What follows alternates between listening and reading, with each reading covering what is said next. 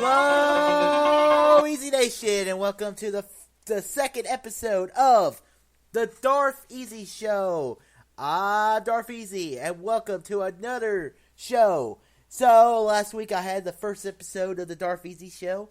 I've uploaded to YouTube. I'm trying to upload it to iTunes as we speak. I don't know if it's on there yet, but I guess we'll find out soon. And this is the second episode of the Darth Easy Show. So, when you talk about a second episode of a TV series, the second episode is the episode that has more pressure on it. Mainly because the second episode the first episode kind of gets you hooked, but the second episode has to keep your attention. And that's what I'm trying to do today. This week I've kind of refigured what the show is going to be about. So let's get this started. As I said in the last episode, each episode I'm going to talk about movies, television, video games, anime, and books. And we're going to start this out right with movies. And also I'm adding in a plan with a passion project. At the end of the show I'll talk about something completely random that I'm just passionate about. So sit back, relax, and enjoy the second episode of the Darth Easy Show. So begin with my part one segment of movies. We're going to talk about the movie I saw this weekend at the theaters. And the movie is King Arthur, Legend of the Sword. So King Arthur, Legend of the Sword is a movie directed by Guy Ritchie. And this was a movie I was a little skeptical about way before I ever saw the first trailer. Because I was thinking, Guy Ritchie is this guy who does these like British action movies. And I just was not figuring that his style would complement a King Arthur movie. Well, I was a little wrong about it because I felt like his style of directing really fit the King Arthur lore in the movie really well. The acting in the movie, let's talk about like Charlie Hunnam. Charlie Hunnam, he's that guy who was in Sons of Anarchy. I never saw Sons of Anarchy. I saw like one episode and I saw he was pretty good in it. But Charlie Hunnam was an actor who I wasn't really too sure would be that great in movies, mainly because the only two movies I've seen him in was that Crimson Peak, which came out 2 years ago, I believe, and I was not crazy about that movie. And it was nothing to do with him, because he was barely in that movie, but he was also in a movie I just could not stand, and the movie got a huge cult following, and that was Pacific Rim. I thought his acting was really bad in that movie. You don't go to that movie to see his acting. You see it to see giant robots fight monsters. But I thought he was terrible in that movie. But King Arthur, Legend of the Sword, I thought he really did fit the role of King Arthur. He got really jacked for the role, and I thought his acting wise, I thought he was pretty good in the movie. The other actors in the movie, they were fine. I mean, you had the guy who plays Littlefinger in Game of Thrones. He was pretty good in the movie. You also have some other actors. The one problem, acting-wise, I had in the movie was there was this girl, Mage. I thought she was just completely wooded in the movie. I thought her acting was pretty terrible. That was my one negative acting-wise in this movie. Now, there are other things. Now, as this is a King Arthur movie, you don't ever know if there's going to be magic in it. Because, like the last King Arthur movie that came out in theaters, there was like no magic in it or whatsoever. And this one, there was fully magic in it. And there was like elephants the size of like Pelennor Fields from like Lord of the Rings. It was pretty cool to see. And I really enjoyed King Arthur, Legend of the Sword. My negatives of the movie was the action. I didn't care for the action too much in the movie. I felt like the action was... They just kept switching angles. It wasn't shaky cam, but they kept switching angles of I'm like, no, just show me your action. I think we've been spoiled with movies like John Wick, where they shoot action to such a degree where you can see everything that's happening. And the problem with this kind of direction of action was that you cannot see the full scene going on. So overall, I gave King Arthur, Legend of the Sword an A-. You can check out my full YouTube review on www.youtube.com/DarthEasy. It's the review just came out today, about 20 minutes ago, of me recording this video of this podcast. So enjoy that. So to complete movie reviews, we need to talk about my two classic reviews of the week. I've been a little behind since I went on vacation back in April. So I have two classic reviews. Usually I'm just going to have one classic review a week. on here. So first we're going to talk about Pirates of the Caribbean at World's End. This movie came out back in 2007. I've been rewatching the Pirates of the Caribbean movies to prepare for Pirates of the Caribbean Dead Men Tell No Tales. The first Pirates of the Caribbean movie was a really good movie. I mean, it's a really outstanding movie. I mean, just to think the movie was based off a theme park. Then when you get to the second and the third movie, you're just like, oh man, this movie was based off a theme park ride. And it's just, the second movie I had a lot of problems with because mainly the second Pirates of the Caribbean was like, do you want to be in the sequel? I. And it's basically trying to be the Empire Strikes Back, a Pirate Caribbean movie. It just fails completely. And the third one, I don't hate it as much as the second one, but there are a lot of bad parts of the movie. First off, the runtime of this movie is 2 hours and 45 minutes. Who the hell wants to watch a Pirates of the Caribbean movie for 2 hours and 45 minutes? I certainly don't, but I did. I got home from work on Tuesday, and I was really tired. I was like, let's watch Pirates of the Caribbean, the third movie, so I could get this review out. And I watched about 45 minutes of it because by the end of the first 45 minutes, I was exhausted. The first 45 minutes of the movie is so boring. Nothing happens. The basic premise: they have to go save Jack Sparrow from Davy Jones' locker, and it's just a big mess of a movie. So, and then they finally once they get back to Pirates World, they have to face the East India Company, Davy Jones. They gotta save his father. There's too many storylines going on in this movie. It's just a huge mess. That final fight scene was just a huge CGI mess, fighting around a whirlpool. It was weird. The fight scene in the rain, so I'm sure my co-star of the Easy K show really loves that because he absolutely loves rain scene. He just gets off on those. But this Pirates of the Caribbean World's End, not a great movie. My score of the movie is a C+. You can see my full review on my YouTube channel.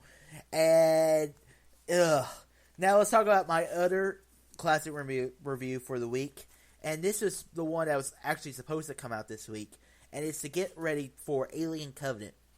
I'm talking about Prometheus, a movie that came out back in 2012. Now, I had never actually seen Prometheus. And I was curious to see it because I had actually never actually seen the first Alien movie. And I was not too crazy about Alien. I think a lot of it was because it's basically a horror movie. I'm not a big horror movie guy. And Prometheus, the idea of Prometheus was very interesting. It's the classic story of who made us, who's our makers. And it was an interesting question for a movie. So you have these characters, they go out into space to try to find the engineers who created humanity, and it turns into a whole other stuff. Now, when I was watching the movie, I was looking forward to Alien references because I was watching this mainly prepared for Alien Covenant coming out this week.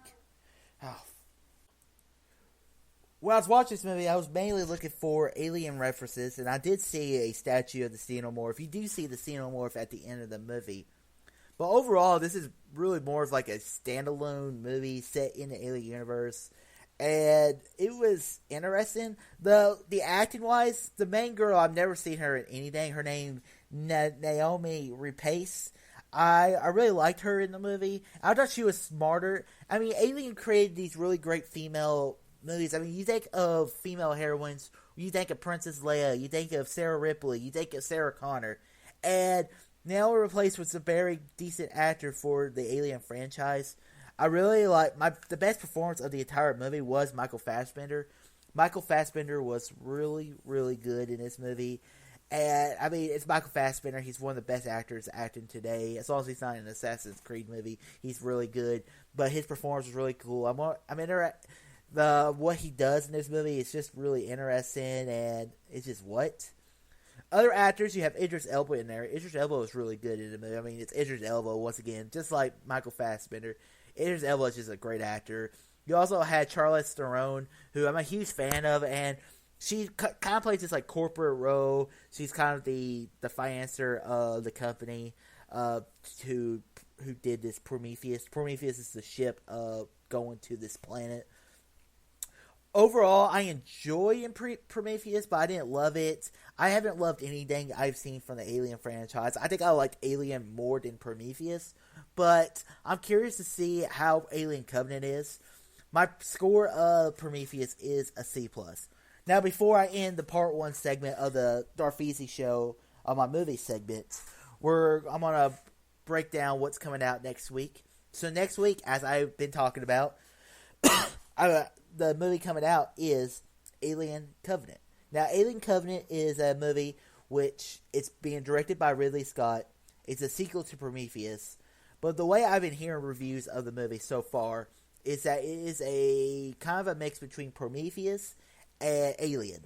I hear the first 2/3 of the movie is a sequel to Prometheus, and the final act of the movie is a sequel to basically an Alien movie. And you have some actors in there you've seen before. I mean, Michael Fassbender returns to the role as David, and apparently he plays another cyborg, or another android or robot as well. You also have the girl from Fantastic Beasts and Where to Find Them. I don't know her name offhand. I'll try to get that from the next week's show. But I really liked her in that movie, so I'm curious to see how she is in this movie. Overall, I'm interested in Alien Covenant. I'm not over the moon, but I will be seeing it in theaters next week. So that ends the part 1 segment of the Darth Easy show. So now we're moving on to the TV segment of the show, TV reviews. This week I have 10 TV shows to talk about, 11 episodes to talk about, because my last episode was recorded on Monday, so I have 2 episodes of Better Call Saul to talk about. So I have 11 episodes to talk about. So let's begin. On Monday the 8th, we had the episode of Better Call Saul. Better Call Saul, Season 3, Episode 5, Chicanery. So what this episode was basically about is Jimmy McGill going to remain a lawyer or not? And I really like seeing the lawyer stuff in this show. I like seeing lawyer stuff in general. It's pretty interesting. And Chuck, his evil douchebag brother, is trying to get Jimmy disbarred.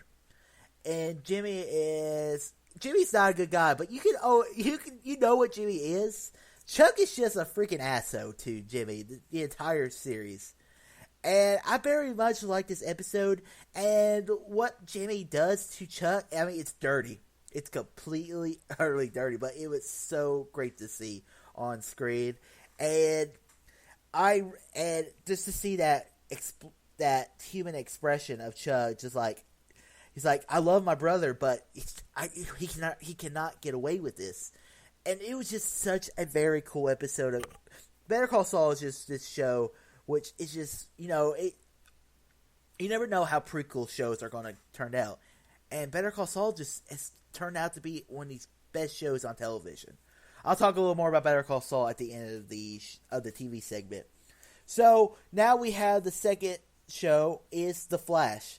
Now The Flash Season 3, Episode 21, Cause and Effect. This episode, we find out who Savitar really is. We find out that Savitar is actually the time remnant of Barry Allen. Barry Allen built a time remnant to defeat Savitar, and Savitar leaves the time remnant alive, and that time remnant becomes the Flash. Now, very interesting way to do it, and the reason why Savitar has known everything that the Flash was going to do is because he's his future self, so he can know his past. It reminded me a lot of the movie Looper that came out back in 2012, directed by Rian Johnson. And Joseph Gordon-Levitt could not defeat Bruce Willis, his future self, because he was the past, because he was him. He knew exactly what he was going to do before he was going to do it. So it was almost impossible for him to defeat him. So in this episode, but that's not really what the episode's all about. The episode's really more about they're trying to find a way to block Savitar's memories so that they don't know what Savitar is going to do. And what they do is they try to block Barry Allen's memory so that he cannot defeat so he cannot defeat him. And what they actually do is they completely wipe Barry Allen's memory. And it was really cool to see Grant Gustin, who the guy who plays Barry Allen as the Flash, be this happy, this go-free character that you don't really see, because what makes Flash the Flash is his demons. You have to realize about Barry Allen is he watched his mother die. He watched his father die right in front of him. And it's something he has to live with. And it was a very, very cool episode. And it was great to see him and Iris together. I'm curious how to see this season. It's going to end on The Flash. I'm really curious if Iris will die. I don't know if she will or not. I mean, in Arrow, they kill a main character off every season. So we'll see if they continue that trend in The Flash. But we'll see. Speaking of Arrow, we have Arrow, Season 5, Episode 21, Honor Thy Father. So this episode, we brought back Robert Queen. Robert Queen, at the first episode, told Oliver that he's like, I'm not the man you think I am. And we learned a little more about Robert Queen, that he actually murdered someone to cover up something. And it made Oliver just look in a mirror, just say, like, I did this all for my father, but my father wasn't a great man, but he did care for me. And this is all about Prometheus is trying to destroy Oliver. And in the end of this episode, Prometheus, he gets caught by Oliver. He's in an Argus facility, prison. So I'm curious what's going to happen there. And the most interesting part about this episode is the flashbacks. Is that Oliver is getting ready to return home to where we see him in the first episode of Arrow. He's going to be on Lee and Yu. He's had his friend Anatoly send a ship to rescue him, and it's a very, very elaborate plan. It's very cool to see how this was all staged and everything. So overall, I really enjoyed this episode of Arrow. This season of Arrow has been really good. I'll talk more about the season once I get to the finale of the review of the show. So next, we're going to talk about Survivor Game Changers, Season 34, Episode 10. It's not a high without a low. So this was a family episode. I absolutely hate family shows on Survivor. I just think they're completely useless. There are 39 days of Survivor. You do not need to have a family visit. It's just terrible. And I just cannot stand family visits in Survivor. It's just something I do not look forward to. So in this episode, I did not watch the family part of the episode. I skipped about 20 minutes into the episode and got right into the Survivor Challenge. Now, basically the end of the episode was kind of predictable. It was either between Sierra and Andrea. And we see Sierra go home. And Sierra had the advantage, the legacy advantage, which means she's safe. She has immunity up till Final 6. So she can play her advantage at the Final 6 and she can't go home. So she wills it to Sarah, who Sarah's the person I think is going to win the game. It's going to be interesting what happens. There's not really much to talk about this episode. Michaela was talking about switching to the other side, but it didn't happen. So it'll be interesting to see what happens next week. I'm curious who's going to win this season. So next we're talking about the Big Bang Theory, Season 10, Episode 24, The Long Distance. I can't say that word, so forgive me. So this is the season finale of Big Bang Theory. This is the only sitcom I watch because I don't really care for sitcoms. My main problem with sitcoms, and this just might be my naivety, is that I just do not care for. I want a story to go from one to the end. And my problem with Big Bang Theory is I feel like the show is never going to end. And some people are like, yeah, I love that. But for me, it becomes a cop show. A cop show is like, well, we got another cop show. We say, we have a killer. It's just a procedural show. And Big Bang Theory, I'm ready for it to come to an end. I'm sorry if people really love the show, but I like endings to a show. I do not want a show to drag out so long. And we're just like, well, how's the show going to end? No one knows. And it become a show like Lost, or it'll become a show like, or another show. A show I think of when I think of a great ending is Breaking Bad. Breaking Bad had 5 seasons of TV, and the ending was great. It did not drag it out for viewership. It had a story it wanted to tell, and it ended that story. And it was such a great show. Now, this episode of Big Bang, we have Amy. She's in Princeton doing her fellowship, and Sheldon has a girl who was introduced in a few seasons earlier. And the girl is flirting with Sheldon, and Sheldon has no idea. And the funniest part of the whole episode is the girl makes out with Sheldon. Sheldon, he's like, excuse me for a second, gets in a cab, gets on a plane, gets to Princeton, and proposes to Amy. So I'm curious what's going to happen there. I'm going to give my quick review of the season of Big Bang Theory. So I've started a new rating system I want to introduce on my YouTube channel once I get to a show. But my rankings of the TV show is, my number one is, whoa, it just started. Whoa, what time is it? Oh, actually, it's what? It just started. Wait, what time is it? Holy crap, that was such a good show. The second lowest rating is, wow, that was a binge-worthy. 3, worth watching a week. Next, it's not a show worth watching week to week. And the lowest rating is, why am I watching this? And my ranking for the Big Bang Theory Season 10 is not a show worth watching week to week. That's my 4th lowest ranking.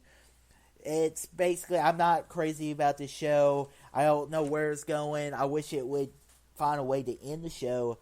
But I'm just not a big fan of the Big Bang Theory. I'm hoping that there's an end, but they're going to go until they stop making money, which I don't see it. And that's just a problem with all sitcoms. So let's move on to Doctor Who Season 10. Episode 5, Oxygen. This episode, the Doctor, he goes back to space with Bill. I really like this season of Doctor Who. I haven't been completely sold as Peter Capaldi as the Doctor. I really like Christopher Eccleston. I like Matt Smith, and I like David Tennant as the Doctor. I haven't been sold as Peter Capaldi. I really liked him this season as the Doctor, though, I have to say. They head to space to rescue some people. And the episode was very interesting. I really liked Bill as a companion. I liked Clara, but I really liked Bill as a companion. She's very different from what I've seen before. And what I really liked about this episode was basically you have oxygen on this platform. It's only in their suits. And it's just capitalism at work. The people at the corporation, they're like, breathe is a luxury. You don't need to breathe. And you're just like, what? That's what? So it's just an interesting idea. And the Doctor goes blind, and it looks like he's going to be blind for maybe the rest of the season. Who knows what's going to happen with that? Very interesting episode, and I'm curious what's going to happen next on the show. So next we're going to talk about Samurai Jack Season 5, Episode 9, Episode C. So this has been a really great episode, great season for Samurai Jack. I absolutely love this show. This was a show I did not know we were going to get a final season. I thought it was just going to be one of those shows you're just never going to get the finale of. In episode 9, Aku and Jack finally meet face to face once again. Because Aku learns that Jack had lost his sword. And by that android, that robot he fights in the first episode, Jack fought in the first episode. And it was a very, very cool episode. You had Jack, he's fighting Aku. But then we learned that Ashi, the girl that Jack's been traveling with, is actually a daughter of Aku, an actual daughter.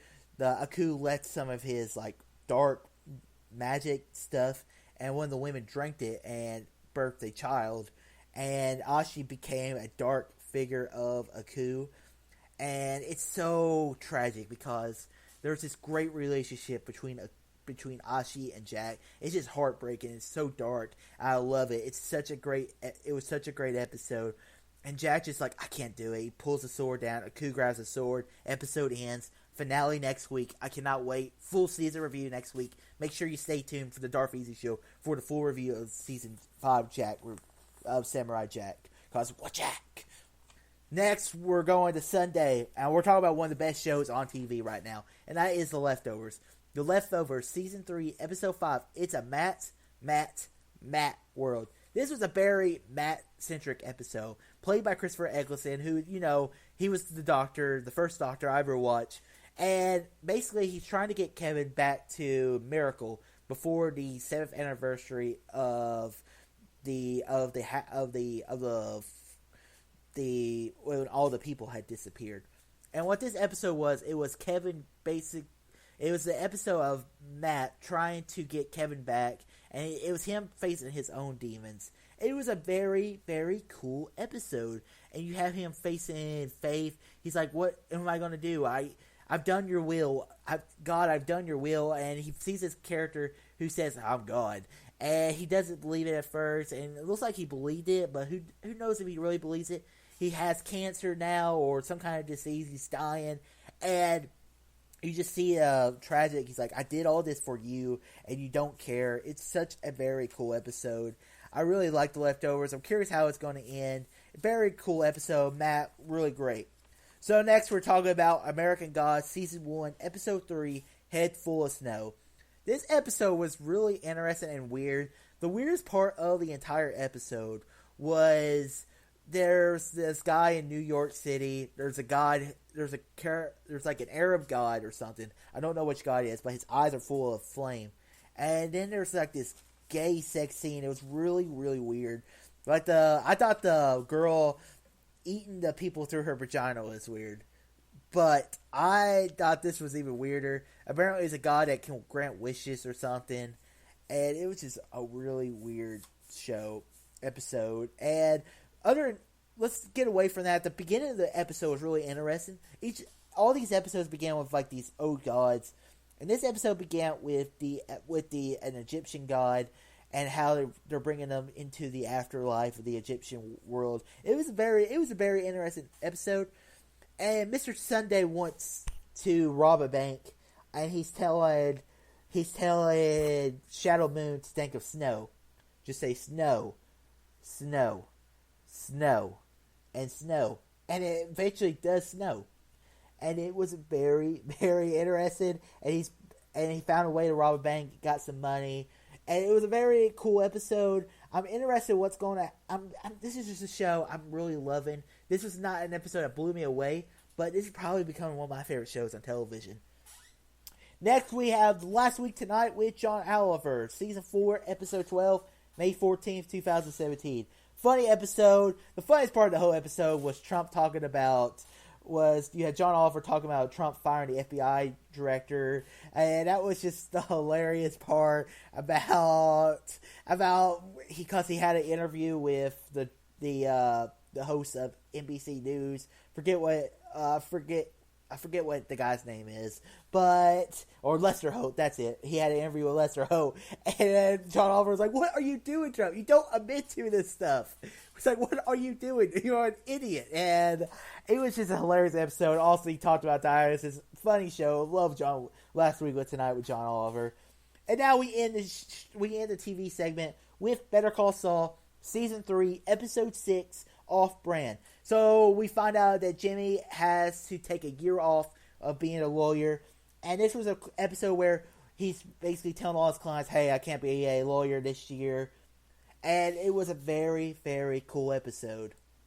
What this episode did was it focused a little more on one of the supporting characters of the show, Nacho. Nacho is one of the characters who works for Don Hector. And we see some great stuff. The one thing I want to touch on before I get to the rest of the episode is we have Saul, we have Jimmy. He's trying to sell his advertisement time that he got for his lawyers to become a lawyer. And what we get is Saul. He basically says, we get this advertisement commercial. He's like, "You need to call Saul Goodman." That's right. 3 seasons, 6 episodes in of the third season, and we finally get Saul Goodman in Better Call Saul. It is so interesting. We finally got Saul Goodman in this show. It was so cool. And it was just a cool episode. Also, Gus, it looks like we got the dry cleaners that we get in Breaking Bad, which becomes the meth maker in the seasons like 3 till seasons 3 through 4 of Breaking Bad. Very cool episode, and I'm just absolutely loving this show. And I think we also get the girl from the final season of Breaking Bad. I didn't have time to look it up, but but I was very impressed with this episode of Better Call Saul. So now we move on to part 3 of the show, video games. Unfortunately, I didn't even play any video games this week, so we move straight into we move on to the 4th segment of the show of anime. So, anime, I've actually started watching an anime. I've started watching the 2nd season of Attack on Titan. And I have to say, this has been a great season so far. I'm only watching the show in English dub. So if you're listening to this and saying, "Well, I watched the English sub version of the show," so talk about that. I'm not gonna watch the show in English subtitles. You know why? I speak English. It's the only language I know of, and I do not want to talk about a show in English subtitles because I like English dub better. And Attack on Titan's English dub is so good. So this season has been a really interesting season. It's going to be a little recap of the entire season so far. So the season premieres with, you find out that Titans are in the wall. And you're just like, what? That's such a great twist I did not see coming. And the show has been focusing a lot on the companions of the main characters of, like, I forget the main characters' names. I haven't seen them in a while, to be honest with you. But it focuses on their classmates that they went through, like, the sword rope thing academy. And apparently Titans have made it through wall Roche, but they can't find any holes in the wall, and they found this Titan that can talk. And this is a world which has been really cool. The Attack on Titan, if you've not watched the show before, I recommend watching it. The show reminds me so much of Walking Dead, but so much better. I always sound like such a Walking Dead hater. I like the first season of Walking Dead, and I like a few of the episodes since. But really, I really love this season of Attack on Titan. Very cool show. The action is always fun. The characters are really well developed. The 4th episode ends with a girl. We find out she's a Titan. So I'm curious what's going to happen next. This is probably my favorite anime. I have some other anime to catch up on. I have Dragon Ball Super and Boruto, which is actually an anime I do watch English sub because I was a huge Naruto fan. So I'm curious watching next. Next in part 5 segment is books. I'm still reading Thrawn. I'm not going to get too much into Thrawn until I get the full book. Then I'll have a full review of the book. But in this, what I've read since last week, Price and Thrawn have formed an alliance. You see that alliance in Star Wars Rebels, and it's very cool to see. Thrawn is just thinking military, and Price is trying to get Thrawn into the thinking of, you have to think a little more politically, because when it comes to the military, you have to think politics as well. And very interesting. It's great seeing the way the mind of Thrawn works. Such a great character in Star Wars. I'm more interested in reading the final. I only have about 170 pages left, so my review should be out pretty quickly with Thrawn. It depends how more into it and how much free time I get to read Thrawn. And to end the show, we're in it with the part 6 segment. A new segment of the show I call Passion. This could be anything from movies, television, video games, anime, or books. And this week, I'm going to devote a little time to anime.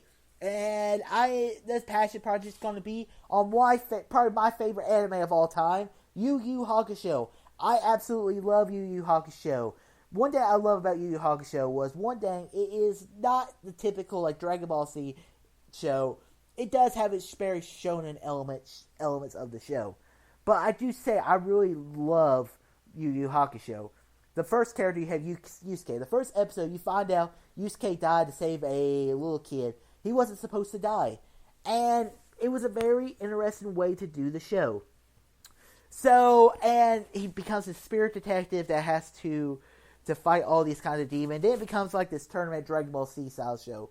But one thing I like about this show, it's more adult friendly, not like Dragon Ball Z where it's more like Power Up, Super Saiyan. It's more about characters in this one. And the show doesn't run too long. That's what I love about the show. Is there's not too much filler in it, which is a great compliment of the show. It has a vision and you know where it's going. So, and I really enjoy where the show actually turns out. And the fights are really cool. If you like the shonen, the only problem of the Yu Hakusho I have is that they kind of reuse elements of the villains in the show. I do really like Yu Hakusho. I recommend, if you haven't seen Yu Hakusho, I recommend checking it out. It's a great show, great 90s anime. I love it. Very great show. I did a review on it back in 2016, back early January, so you can check that out. Go on my YouTube channel and go to my playlist, and you can check it out there.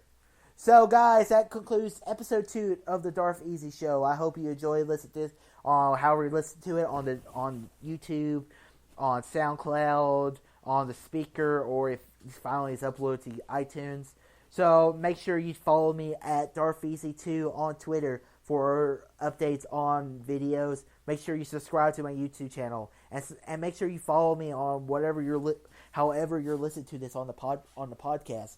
If you every listen helps, it helps make this podcast grow. It makes me, if I want to keep doing it. So guys, until next time, have a great weekend. Peace out.